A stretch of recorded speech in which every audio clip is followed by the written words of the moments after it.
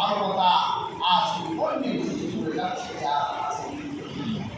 আল্লাহ পাক এই অবাধ্য অশ্লীল আর পাপাচার জাতিকে পৃথিবীতে শাস্তি দিয়েছে। কোরআনে তার প্রমাণ আল্লাহ পাক। কওমের দিকে তাকান, আজ আল্লাহ পাক এই পাপাচারীদের শাস্তি নিদর্শন ডেড সিতে রেখে দিয়েছে, জর্ডানে রেখে দিয়েছে। হযরত লূত আলাইহিস সালাম যখন তার কওমের কাছে দ্বীনের বার্তা নিয়ে গেলেন, হযরত লূত ছিলেন হযরত ইব্রাহিম আলাইহিস সালামের বোনের ছেলে। তিনি জর্ডানের মানুষদেরকে আল্লাহ থেকে কাছে রাখলেন, দেখো তোমরা তো তেমন বেশি একটা অন্যায় করো না, তোমাদের সবচেয়ে বড় অন্যায় হলো তোমরা বিবাহ প্রথাকে নষ্ট করে তোমরা সমকামিতার দিকে ধাবিত হচ্ছ। তোমরা সমকামিতা ছেড়ে দাও, তোমরা বিবাহ করার দিকে নিজেদেরকে মনোনিবেশ করো। তখন কওমের লোকরা বলল, লোক তুমি বেশি কথা বলো না, তুমি আমাদের সামনে তোমার এইরকম মিষ্টি কথা এলো না, আমরা তোমার এই কথায় বলবো না। সবচেয়ে আশ্চর্য হয়ে লূত যে স্ত্রীর সাথে যে বিছানায় ঘুমাসে, তার সেই স্ত্রীও এই সমকামিতার লূতের প্রতি মান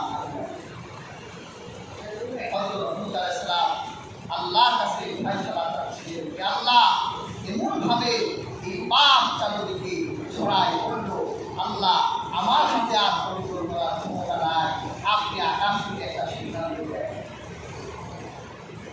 আল্লাহ পাক এক বর্ণনায় এসেছে 6 জন ফেরেশতা পাঠালেন, আরেক বর্ণনায় এসেছে 8 জন ফেরেশতা আল্লাহ পাক পাঠালেন।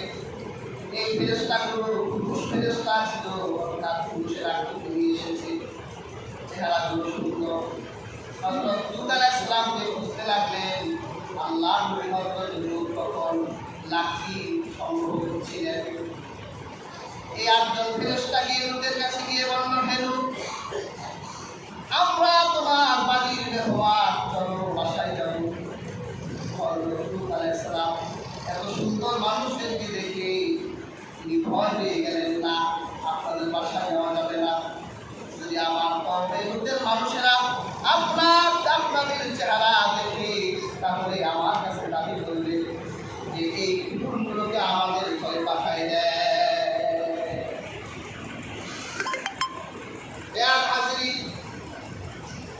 যখন সেই মেহমানরা রাসূল বান্দার বাড়ি যাবে, আল্লাহ নবী হযরত লূতের সাথে যখন বাসার উদ্দেশ্যে রওনা হলো, কওমের লূতের পুরুষেরা এত সুন্দর সুদর্শন পুরুষদেরকে দেখে একজন আরেকজনকে চুক্তি দেয়, আজ রাতে পার্টি করে হযরত লূতের বাসায় এত সুন্দর সুন্দর মেহমান। লূত আলাইহিস সালাম বলল যে আপনি রাতের বেলায় বাসায় আইলেন, আমরা আসবো। হযরত লূত আলাইহিস সালাম তাদেরকে বলল, দেখো আমার বাড়ির মেহমান, যে মেহমানকে সম্মান করে না সে আল্লাহকে বিশ্বাস করে। তোমরা আমার মেহমানের সাথে এরকম করো না, তোমরা বিয়ে শাদী করো। যদি আমার মেয়েকে তোমাদের বিয়ে করতে মনে চায়, আমি আমার মেয়েকেও তোমাদের সাথে বিয়ে দিতে চাই, কিন্তু আমার মেহমানকে তোমরা রাতের বেলা লূতের স্ত্রী ওদেরকে জানাই দিল যে তোমরা আসবে, আমি তোমাদের দরজা খুলে দেব। এলাকার মহাকার ছেলেরা হযরত লূতের বাড়ি রাতের বেলা ঘেরাও করলো, লূতের স্ত্রী দরজা খুলে দিচ্ছে। লূত আলাইহিস সালাম বাড়তে গেল, তার স্ত্রীও এরকম পারমিশন হচ্ছে। হযরত লূত মেহমানদেরকে বলল, আপনারা ভিতরের ঘরে অবস্থান করেন, আমি এই কওমের মানুষের সাথে কথা বলি। তখন মেহমানরা বলল, লূত আপনি সরে যান, আপনি কি আমাদের পরিচয় জানেন, আমরা কারা? লূত আলাইহিস সালাম বলল, কারা আপনারা? বলল, আমরা হলাম আল্লাহর প্রেরিত ফেরেশতা, আপনার কওমকে দুনিয়ার বুক থেকে মুছে দেওয়ার জন্য আমরা প্রেরিত হয়েছি। আমাদের ক্ষমতা নাই আমাদের শরীরে আঘাত করার জন্য, আপনাকে নির্দেশ দেওয়া হচ্ছে আপনি আপনার পরিবারের মানুষদেরকে নিয়ে অতি দ্রুত কওমের এলাকা ছেড়ে চলে যান। হযরত লূত আলাইহিস সালাম সন্তানদের নিয়ে, স্ত্রীদেরকে নিয়ে, স্ত্রীকে নিয়ে রওনা হলেন। স্ত্রীর মনটা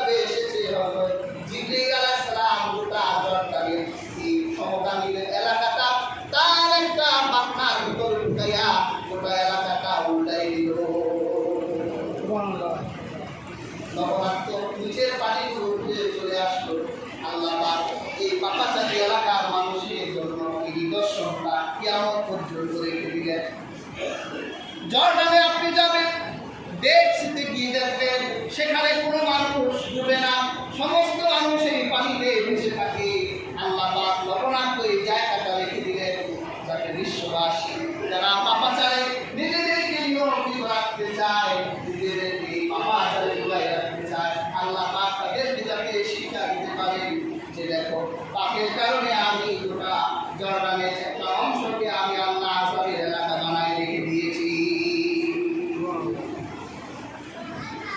হাজির পাপাচার বন্ধ করতে হবে। মুসলিম সমাজে পাপের প্রবণতা খুব বেড়ে গেছে। যদি আমাদের পাপের পরিমাণ 16 আনা পূর্ণ হয়ে যায়, আল্লাহ ঘোষণা দিয়েছেন তিনি জল স্থল থেকে বিপর্যয় দিবেন। ওই বিপর্যয় মোকাবেলা করার মতো কোনো পাওয়ার তোমার হাতে নাই। ওই বিপর্যয়ের ব্যাপারে পদক্ষেপ নেওয়ার কোনো ক্ষমতা তোমার নাই। কাজেই তুমি আল্লাহ আযাবকে ভয় করো, নিজেকে পাপের উপর থেকে সরায় আনো। তুমি যদি তোমার নিজেকে পাপ থেকে সরায় আনতে চাও, তাহলে তুমি জেনে রেখো তোমার প্রতি আমার আল্লাহ দয়ালু। তোমার থেকে বড় বড় পাপীদেরকে আমার আল্লাহ হাজার হাজার বছর আগে মাফ করে দিয়েছে।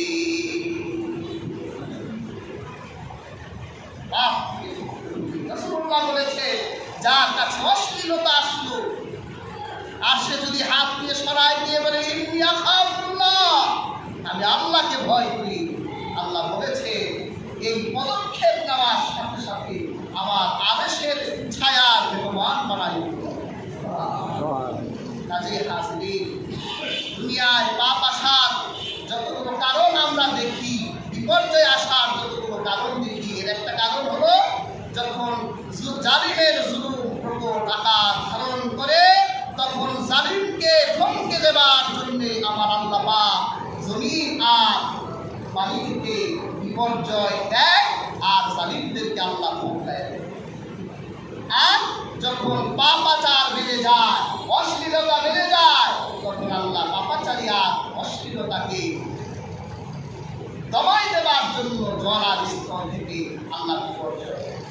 আর তাদেরকে যখন হকপন্থীরা তাদের হকের দাওয়াত নিয়ে যখন মানুষের দাঁড়ে দাঁড়ে যায়, তখন হকপন্থীদেরকে যারা বাধা দেয়, হকের প্রচার করতে যায় না, হামলা দেয়, মামলা দেয়, জেল দেয়, জুলুম দেয়, রক্ত ছিনায় নেয়, তখন আল্লাহ পাক ওই সম্প্রদায়কে জলার স্থল থেকে বিপর্যয় দিয়ে পরিশোধ করে দেয়।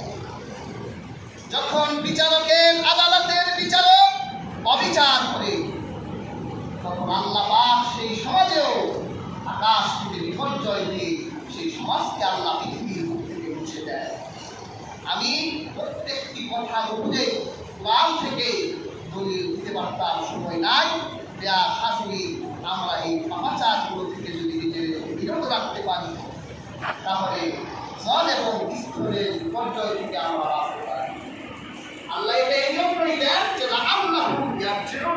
তাদেরকে মুসিবত দেওয়ার পরে তারা যদি আমার কথা বলে পড়ে যায়, আমার দিকে ফিরে আসে, তাহলে তাদের আমল থেকে অল্প আমলের শাস্তি দিয়ে তাদের মুখ থেকে আমার কাছে ফিরে আসবে। তাদের হাজির